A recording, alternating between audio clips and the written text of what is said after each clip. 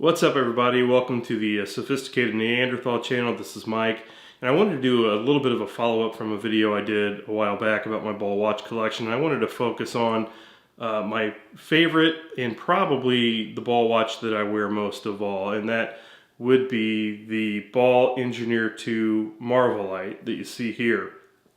And I wanted to do this video for a couple of reasons. There really just aren't that many videos taking a look at ball watches. And more importantly than that, more so than the fact that there aren't a whole lot of videos reviewing ball watches, are that a lot of people don't know the history of ball watch.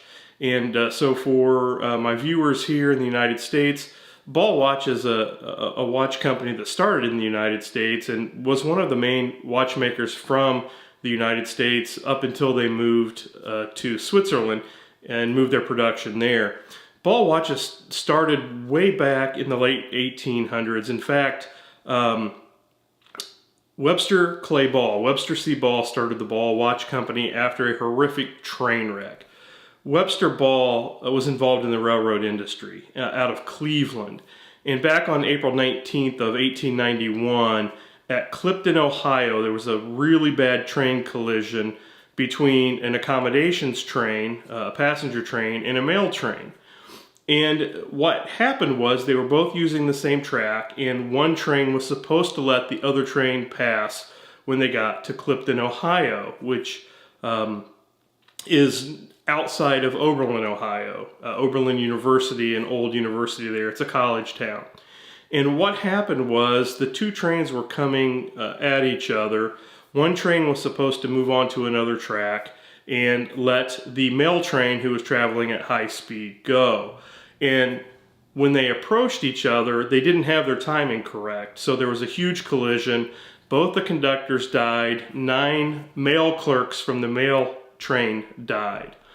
And that got Webster Clay Ball to think that he really needed to do something to standardize time on the American railroads. So what Ball devised was a system where every engineer would check their watch every day to make sure they were on the same time. And he had a few parameters for the watch. It had to be easy to read. It had to be readable at night. It had to have the classic 3 hands, the hour hand, the minute hand, and a second hand. And it had to work within, or maybe a better way to put it is, it had to be accurate within a certain number of seconds a day. And that's why you'll find that almost all ball watches today are COSC certified. And even the ones that don't give COSC certification typically will function within COSC standards. So it's really an amazing story about Ball Watch, Webster Ball, and his importance in horology and watchmaking in general, but certainly for American watchmaking. Back then, Hamilton also was a big player in the watch market. And the first ball watches that came out were pocket watches, but they were quickly, as the wristwatch industry started to grow, they were quickly converted into wristwatches. In any event, let's take a look at the Ball Engineer II Marvelight. But before we get going, I'll show you a quick wrist check here. I'm wearing the Omega Speedmaster Professional Moon Watch, the hand wind Hesselite version. One of the best watches I own, and one that gets a ton of wrist time. So let's take a look up close at the watch. Okay, so here's the Ball Engineer II Marvelight. This particular version has the black dial. It does also come with a blue and a gray dial. Both the blue and the gray dial have a little bit of luminescence to them that really give a nice depth to the dial. The black is just a flat black dial. I think it looks really good. When we talk about the size of the watch, it's a pretty standard size for today's day and age. It's 40 millimeters in terms of diameter. It's 13.5 millimeters thick, not really too thick. Has a really nice size crown there, and as you can see, the crown is signed with the double R standing for railroad, given Ball's history of starting in the railroad business. The Engineer 2 Marvelight is waterproof to 100 meters or 330 feet, so it is not a watch that you can go scuba diving with, but if you get it wet from day-to-day use, or even if you were to wear it in the shower or in the pool, it should work out just fine. The waterproofing should be good. Another thing about ball watches, especially the Marvelight, is it is anti-magnetic to 4,800 amperes per meter. So it really has a good rating for anti-magnetism if you're working in an environment where you would need that. Engineers, things like that, stuff I don't do and I'm not smart enough to do, but the nice thing is it is very highly anti-magnetic. It does have a sapphire crystal, it is flat, it is anti-reflective, and then we do have a 2.5 times magnification there for the date at 3 o'clock. My light is reflecting right there at it. There you can see it a little bit better right there. It is a screw-in crown. It is easy to open and to close. It does not have crown guards. It's just a classic look. The crown is recessed a little bit, so you can tell when you take a look at it there that you've got it in all the way. It's buttery smooth. It works very well. Nice and smooth screwing in and out. I want to talk about the case back here really quickly. And the case back, as you can see, says Ball Watch Company, Swiss made, anti-magnetic.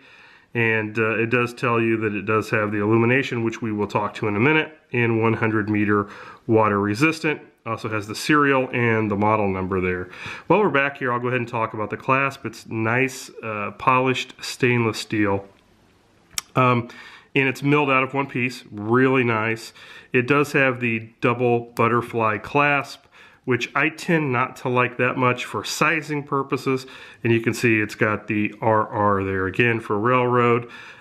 For whatever reason, I've gotten lucky and using a half link on this side and a full link on this side, this thing fits me perfectly. So as far as the double butterfly, on this one it doesn't bother me at all because I got lucky and it just fits perfectly. That said, you can order quarter, half, and full links from Ball. I had to do it for another watch, and I just emailed them, told them what I needed.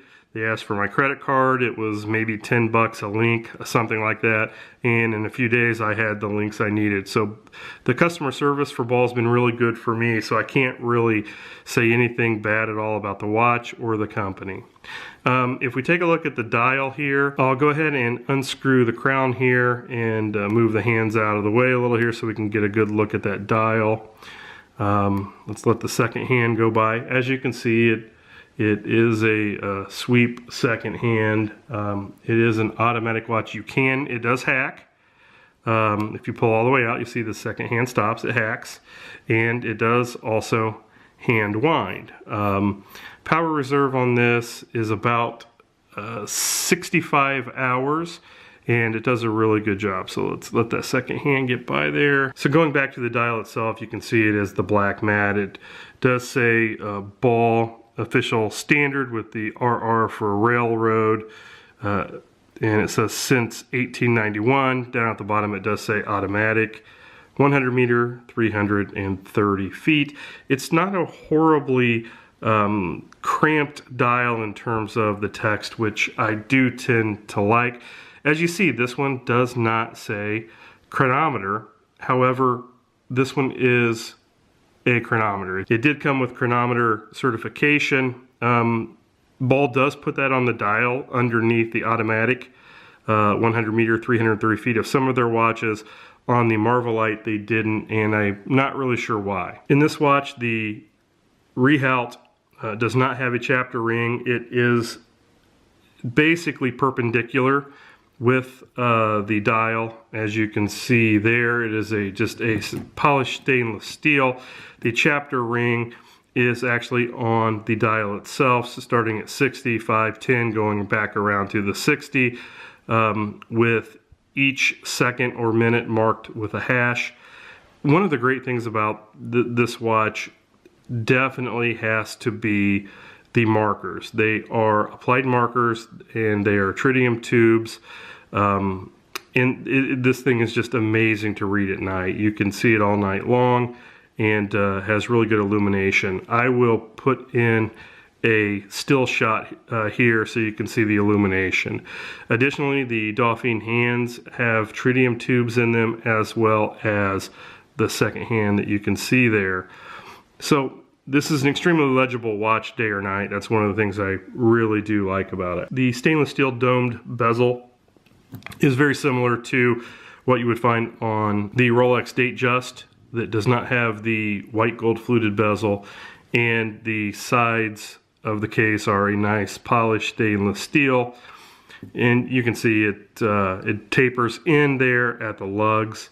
The lugs are 22 millimeters, and they fit really well. They do curve down a little bit to fit the wrist, which is really nice. The bracelet itself is a mixture of brushed outer links, polished inner links, and I think it gives it a nice aesthetic, although you can see the inner polished links will be a scratch magnet. I just use some Cape Cod wipes about once every 6 months and hit those center links, polish them back up, and also I'll hit the case too. And you can kind of see I've got a couple scratches here again on the bezel that I will polish those up as well as needed. I try not to do it that often. Like I said, maybe twice a year I'll do that. So in total there are 14 tritium tubes, and they do a great job of keeping this watch visible at all times. The caliber of this watch is the ball caliber RR, again for railroad, 1103, and it keeps great time. This keeps about +5, -2 a day, and I have no complaints about the way this watch has performed. And again, you can see from some of the scratches, I do wear this quite a bit. And one of the things I like about this watch is you can certainly wear it casually, you can wear it with a suit. A lot of people have asked me if it's a Rolex Datejust, and I say no, it's a ball engineer. And then that's usually a conversation starter. They've usually never heard of it, and I get to tell the story about April 19th, 1891, and Webster Clay Ball and what happened, and how he was a great American watchmaker. And all in all, I cannot stress how much I like Ball watches. They're of such good quality. The watch has a really good heft. It is quite heavy, but not to where it flips around on the wrist. I would say in terms of weight, it's probably about the same weight as a stainless steel Rolex Submariner, if not a tad bit heavier. I haven't weighed both to see what the difference is, but certainly you know you're wearing a quality piece with this. And the case back I didn't mention earlier is a screw-in, screw-down case back. So that's pretty much it. When we talk about the Engineer 2 Marvelight, if you're looking for a watch that you can wear casually or wear with a suit, this is a watch that you can wear every day, pretty much regardless of your attire, and it will fit in, it will function great, and will be a great watch for you. Let's take it back to the office and wrap. All right, everybody, listen, I appreciate you watching. If you like the video, give it a thumbs up, hit that subscribe button. If you didn't like it, hit the thumbs down. If you have any questions, comments, thoughts, leave a note down there in the comments section. I appreciate you stopping by, and we'll see you in the next one.